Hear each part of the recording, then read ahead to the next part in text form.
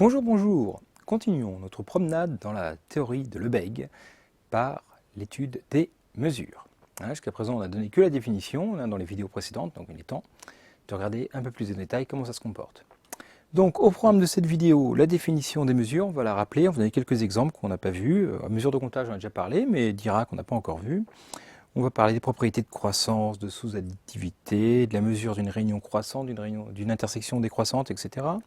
On va voir comment définir une mesure sur Rn, et puis on va donner la définition de la mesure de Lebesgue, qui est donc la mesure standard sur Rn. Sans plus attendre, allons-y.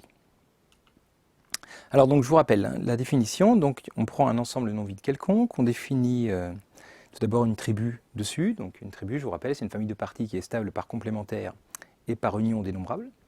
Okay. Donc voilà, une fois qu'on a une tribu dessus, eh bien on peut définir une mesure par définition, c'est une application qui va de l'attribut dans 0 plus l'infini fermé, d'accord. Les éléments de B, c'est ce qu'on appelle les éléments mesurables, et donc à chaque élément mesurable, on associe un nombre qui peut être plus l'infini, d'accord, par M, de telle sorte que la mesure de l'ensemble vide soit égale à 0. Pas bien dur. Et que si AN est une famille dénombrable d'éléments de B 2 à 2 disjoints, donc important, 2 à 2 disjoints, alors la mesure de la réunion de tous ces ensembles, là, 2 à 2 disjoints, c'est la somme des mesures de tous ces éléments. Ce qui n'est pas scandaleux non plus, mais voilà. Une mesure, c'est simplement quelque chose qui vérifie ça, et donc on va voir qu'il y a plein de façons de le faire, etc. Donc tout d'abord, on a déjà vu que si on prend l'ensemble des entiers naturels, et puis comme tribu P de n, toutes les parties, eh bien à chaque fois, je peux avoir une mesure en associant à chaque partie le nombre d'éléments qu'il y a dedans. Ok, bon, voilà, pas très compliqué, mais singleton, mesure 1. Ok, si je prends un espace mesuré avec la mesure de oméga strictement plus petite que l'infini, on dit que M est une mesure finie. Cas particulier, vous savez, c'est si jamais je prends une probabilité, la mesure de tout l'ensemble vaut 1. Donc là, on dit même que c'est une mesure de probabilité. Okay, bon. Ensuite, un petit exemple un petit peu, alors vraiment différent de ce qu'on a d'habitude. Sur oméga, on va définir une mesure delta A, qui s'appelle la mesure de Dirac, ou la masse de Dirac au point A sur oméga, qui est donc la mesure définie sur toutes les parties d'oméga, là pour le coup qui n'est pas compliqué, qui donne soit 1 si A est dans la partie et 0 si A n'est pas dans la partie. Alors c'est pas comme les fonctions indicatrices, rappelez-vous, c'est pas du tout la même chose. Là c'est autre chose, donc toute partie on regarde si A est dedans, ça vaut 1, si A n'est pas dedans, ça vaut 0. Ok, donc voilà, c'est la mesure qui regarde en fait juste en un point, en fait, si on contient ça, ça vaut 1, sinon 0. Donc ça s'appelle la masse de Dirac au point A, on verra à quoi ça peut être utile. L'intégrale d'une fonction par rapport à la masse de Dirac, par exemple en A, c'est f de A, vous voyez. Comme quoi, truc bizarre. Bon, enfin bref, n'allons pas trop vite. Alors, prenons un espace mesuré et considérons tout d'abord deux éléments de l'attribut B que A est inclus dans B. Alors ce que je prétends, c'est que la mesure de A est forcément inférieure ou égale à la mesure de B, pas très choquant, mais il faut le montrer, et que si la mesure de B est finie, alors la mesure du complémentaire de A dans B, c'est-à-dire la partie que j'ai dessinée en bleu ici, les éléments de B qui ne sont pas dans A, eh ben, c'est égal à la mesure de B moins la mesure de A. Bon, voilà, c'est pas très choquant non plus. Alors ça se prouve assez facilement parce que A et le vert là et le bleu sont disjoints, d'accord. Et donc on a l'axiome de la mesure qui dit que du coup la mesure de la réunion des deux c'est la somme. Donc mesure de B privé de A plus mesure de A, c'est mesure de la réunion des deux qui fait B. Donc on a ça tout le temps.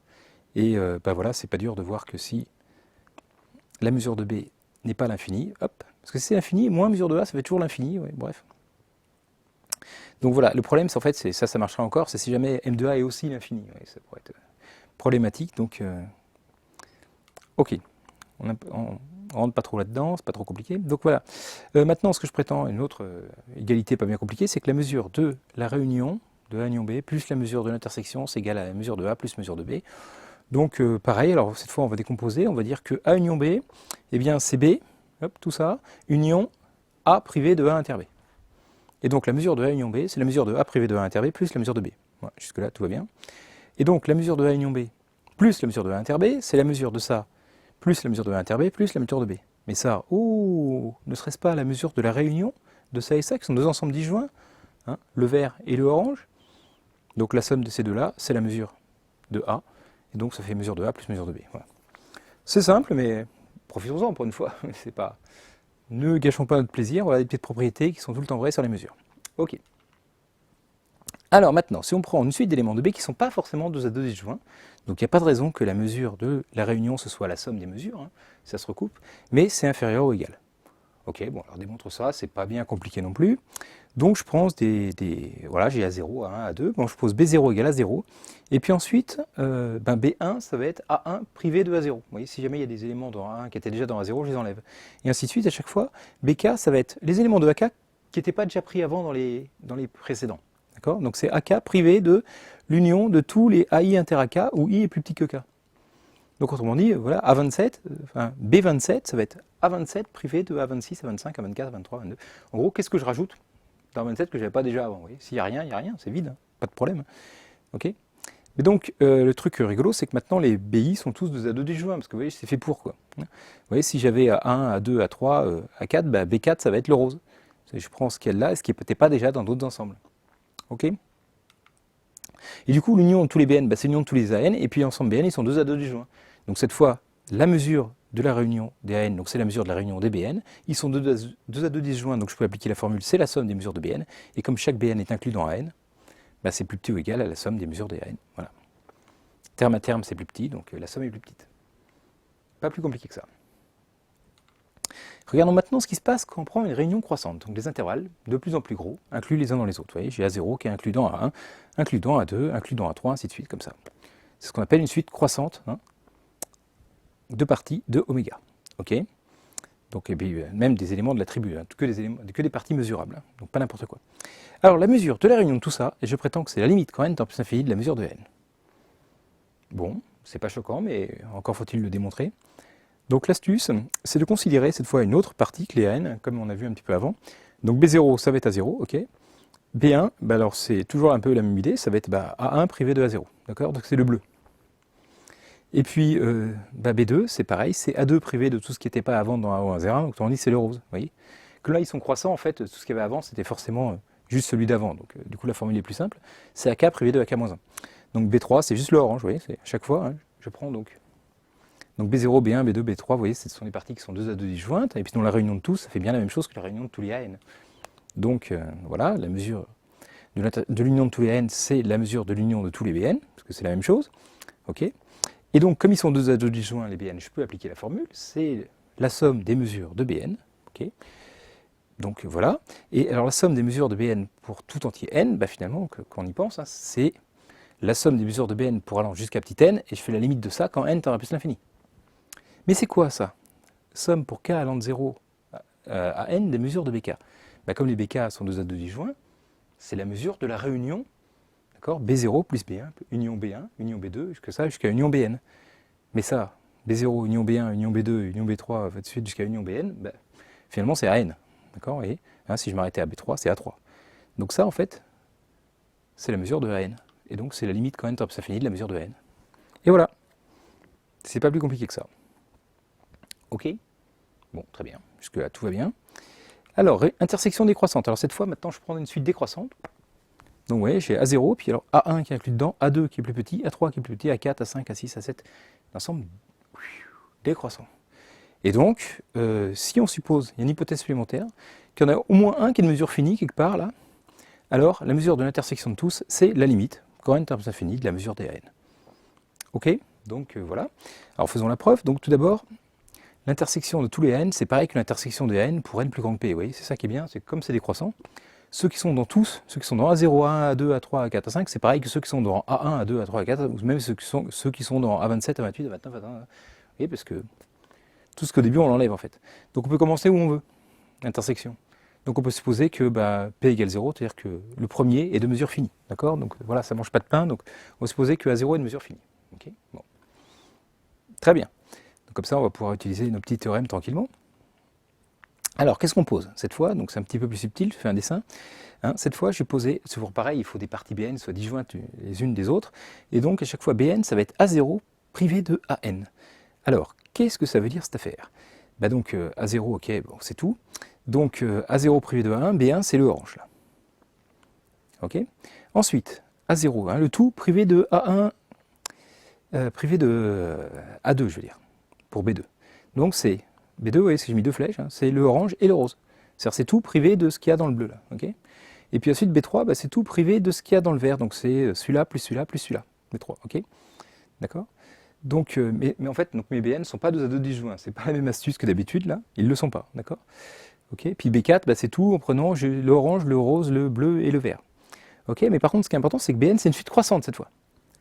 Donc on a un théorème pour les suites croissantes, on vient de voir juste avant. La mesure de l'union des suites croissantes, d'accord, c'est la somme des mesures. C'est la limite quand n tend à plus l'infini de la mesure des Bn. Ok, donc on va utiliser ça. Pourquoi? Parce que l'astuce, c'est que en fait, l'union des Bn, si je prends tout, à la fin, eh ben, j'obtiens tout à 0, privé de l'intersection des AN. Alors là, c'est la formule ultra classique, vous voyez, c'est à chaque fois l'union des complémentaires de AN dans A0, eh bien, c'est A0 privé de l'intersection de tous les AN. D'accord? Je vous rappelle, c'est pas bien dur, vous écrivez, qu'est-ce que ça veut dire l'union de tout ça? X est dans l'union de tout ça, ça veut dire que il existe au moins un AN où X n'est pas. D'accord? Et donc, voilà, ça veut dire que X n'est pas dans l'intersection de tous les AN, donc il est bien là-dedans, et puis raisonnement réciproque pour voir que l'union de ces trucs-là, c'est exactement ça, donc tout va bien. Et donc, la mesure de ça, c'est la mesure de l'union des Bn, c'est la somme, enfin c'est la limite de la mesure des Bn, d'après le théorème précédent. Vous voyez, je suis passé de décroissant à croissant. Et donc, la limite de la mesure de A0 privé de AN, hein, c'est le théorème d'avant. Bon, mais ça, qu'est-ce que c'est? On a vu que AN est inclus dans A0, d'accord? Donc d'après le théorème qu'on a vu précédemment, ça c'est la mesure de A0 moins la mesure de AN, parce que A0, je vous rappelle, est de dimension. On avait besoin pour cette soustraction que A0 soit une mesure finie, ça tombe bien, c'est l'hypothèse. Donc, ok, donc ça fait la limite quand on a plus l'infini de ça, ok, et donc ça, ça fait exactement mesure de A0 moins, ça, par définition, ça c'est la mesure de A0 privée de ça, c'est la mesure de A0 moins la mesure de l'intersection des AN, et donc c'est égal à la mesure de A0 moins la limite quand n tend à l'infini de la mesure de AN, et donc autrement dit, on a bien l'égalité qui est là. Ok, en simplifiant par m de A0 de chaque côté, et en changeant le signe, on obtient exactement cette égalité-là. Ok, chouette, super. Très bien. Alors attention, parce que, vous voyez, pour croissante, il n'y a pas d'hypothèse. Pour décroissante, j'ai dit hypothèse, il faut quand même qu'il y en ait un qui soit de mesure finie, ou le premier ou un autre. À un moment, il faut que ce soit de mesure finie. Alors, parce que si on l'enlève, ça ne marche plus. Hein. Alors, je vous donne un exemple qu'il faut avoir en tête, parce que sinon on dit vite des bêtises. Hein. Comme quoi, la théorie de la mesure, des fois, il faut se méfier.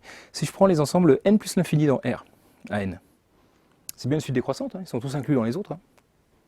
Ils sont tous de mesure finie. D'accord? Ils sont tous inclus dans les autres, d'accord? Et l'intersection de tous, c'est. Donc ils sont tous de mesure égale à plus l'infini, donc la limite de mesure de n, c'est une suite constante ou tout en plus l'infini, donc la limite c'est plus l'infini. Pourtant l'intersection de tous, si on réfléchit bien, c'est vide. Quels sont les nombres réels qui sont dans tous les AN? Si je prends un nombre x n'importe où, au bout d'un moment, n est plus grand. Donc il n'est pas dans tous les AN. Donc l'intersection de tous les AN est vide. Donc la mesure de l'intersection de tous les AN, c'est 0. Donc c'est pas plus l'infini, oui. Ok, donc voilà, donc ça ne marche pas. En général, on a juste une inégalité. Mais bon, c'est vraiment dans le genre, les trucs qui veulent rien dire, vous voyez, j'aime bien, on trouve ça dans tous les bouquins. En général, on a juste cette inégalité-là. Mais en fait, cette égalité, elle est débile, quoi. Parce que si on n'a pas égalité, ça veut dire que c'est. Ici, c'est l'infini. Hein. Si tous les AN, vous voyez, il n'y en a pas un qui est de mesure finie, c'est-à-dire qu'ils sont tous de mesure infinie. Donc ça, c'est une suite qui vaut tout le temps plus l'infini. Donc ça, c'est plus l'infini. Donc on dit qu'il y a un truc, que n'importe quelle mesure de quelque chose est plus vite que plus l'infini. Ouais. Ça, c'est du théorème. Hein. Voilà. Donc il a juste cette inégalité n'a aucun sens. Donc c'est soit égal, quand il y en a un de mesure finie, c'est égal, et puis sinon, voilà, c'est plus l'infini. Donc... Enfin bref, allez, je l'ai mis pour le fun, mais juste, vous voyez, c'est juste dans les bouquins, on trouve des fois des trucs complètement cons. Je l'ai fait aussi. Très bien. Alors, maintenant, comment on fait pour restreindre une mesure? Donc c'est une mesure sur tout mon ensemble, et puis je veux la restreindre sur une sous-partie, d'accord? Donc prenons un espace mesuré, et puis A, une partie de l'attribut. Donc je vais juste la restreindre quand même à une partie mesurable. Ok, alors j'ai l'attribut trace, vous vous rappelez, si vous avez vu la vidéo sur les tribus, sinon c'est pas très grave, hein, sinon vous pouvez zapper, ça c'est pas très grave. Il y a une tribu définie sur A, qui est la trace, en fait, donc les traces de l'attribut B sur A, l'intersection de B avec A. Ok, donc voilà, eh bien elle est incluse, pourquoi elle est incluse? Parce que A est dans B, donc B inter A est dans B, donc l'attribut trace de A, elle est incluse dans l'attribut B, et donc je peux considérer MA la restriction de M à l'attribut B de A, d'accord? Hein, parce que voilà, M est défini sur tous les éléments de l'attribut, les éléments de l'attribut sur A, c'était déjà des éléments de l'attribut sur B, donc on peut restreindre, on prend juste l'image de ces trucs-là, on obtient des valeurs pour M, donc très bien, on appelle ça la restriction. Et donc on obtient un nouvel espace mesuré, un A, menu de l'attribut trace, avec la mesure restriction, il n'y a pas de problème, tout va bien. Et on va voir maintenant comment on peut définir une mesure sur Rn, et puis on pourra en déduire une mesure sur tous les boréliens de Rn, d'accord? Donc voilà. On pourra dire sur les intervalles, sur les trucs et tout, on pourra donc faire des intégrales sur tous ce genre de choses-là. C'est ça l'idée, quoi. Ok? Donc comment définir une mesure sur Rn? Hein, si on s'embêtait à faire les tribus et on s'est embêté à faire tout ça, c'est parce que, comme je l'ai dit, si on voulait faire une mesure sur toutes les parties de Rn qui soient stables par translation, par rotation, telles que la mesure de tout pavé soit non nulle, enfin de tout pavé non vide, non plat, soit un nombre strictement positif, etc. C'était pas possible. Un théorème qui dit ça n'existe pas. Oh, ouais. C'est la galère pour laquelle on se tapait les 2 vidéos précédentes, d'accord? Donc comment on va faire? Alors, déjà première chose à remarquer, c'est que si 2 mesures boréliennes coïncident sur tous les pavés ouverts de Rn, alors elles sont forcément égales. Bon, je ne vais pas faire la preuve de ça, parce que c'est un peu technique, un petit peu long, mais en gros, ça se sent bien en plus. Hein. Ça découle du fait que l'attribut borélien sur Rn, comme je l'ai déjà expliqué dans la vidéo sur les tribus, est engendré par les pavés ouverts de Rn. Ok? Donc, chaque borélien, ça va être une union dénombrable, d'intersections, de trucs, enfin il y a peut-être plein d'étapes, mais on peut l'obtenir à partir des pavés, d'accord? Et donc si M1 est égal à M2 sur tous les pavés, alors sur l'union des pavés ça va être égal, et puis ainsi de suite, bon bref. Voilà, on peut démontrer que du coup, elle est égale partout sur tous les borréliens. C'est un petit peu long, c'est un peu technique, donc je vous en fais cadeau, toujours pareil, je vous mettrai dans les sources un poly complet sur la théorie de la mesure, et qui pourra vous démontrer tout ça si vous avez envie. Ok, donc voilà, très bien. Donc, s'il est un intervalle réel, donc par exemple AB ou 0 plus l'infini, etc., j'appelle voilà, valeur absolue de i, sa longueur. Hein, donc si c'est AB, c'est B moins A, si c'est 1, 2, c'est 1, vous voyez, si c'est 0,8, c'est 8, et puis si c'est moins 5, 5, c'est 10, et puis si c'est 3 plus l'infini, c'est plus l'infini. C'est moins l'infini, moins 2, c'est plus l'infini. Enfin, voilà. Chaque intervalle, on peut associer sa longueur, avec donc un élément de 0 plus l'infini, ok. Et si P, c'est donc mon pavé ouvert, c'est I1, I2, I3, IN, et je vais appeler le volume de P, l'hypervolume de P, hein, si on est en dimension N, là, et bien c'est voilà, la longueur de I1 fois la longueur de I2 fois la longueur de IN. Jusque-là, ça ne va pas trop vous choquer, hein, je donne un petit exemple, là, tiens, je l'ai mis tout de suite, vous voyez, celui-là, par exemple, la mesure de lui, ça va être 2 fois 2 fois 5, hein, d'accord? Donc voilà, ça c'est la mesure d'un pavé, c'est pas bien compliqué. Et donc il y a un théorème qui dit qu'on peut faire ça. Hein, c'est le théorème de la mesure de Lebesgue. Donc il existe une mesure qui est définie sur tous les boréliens de Rn, on l'appelle lambda n, d'accord, qui vérifie que pour tout pavé, la mesure de P, c'est égal à ce qu'on a dit, le volume de P, défini de façon assez intuitive. D'accord? Elle s'appelle la mesure de Lebesgue. Alors ça, voilà, quand j'étais en L3, je me suis tapé le théorème, la preuve de ça, et on y passait au moins une semaine. C'est du délire, hein, avec des énoncés, voilà, avec des lemmes un peu compliqués, etc. Donc, je veux dire, on va admettre, nous, que ça existe, d'accord? Donc voilà, on voit comment on définit la mesure de Lebesgue sur tout ça. Et on va admettre que, voilà, qu'elle est définie partout, hein, que tout machin, et trucs, et qui vérifie ça. Et donc, je vais vous donner une intuition un peu plus de ce que c'est. On va voir que la mesure de Lebesgue dans le plan, ça correspond avec l'aire intuitive dans la suite. Hein. Donc voilà, je vous remercie d'avoir suivi cette vidéo. Si vous voulez en savoir plus sur la mesure de Lebesgue, il faut directement enchaîner sur la vidéo suivante. On va voir justement comment ça correspond à ce qu'on imagine, aux notions de R et de volume qu'on imagine intuitivement, quoi. Ok, je vous remercie d'avoir suivi cette vidéo, et puis donc je vous dis à tout de suite pour la suite.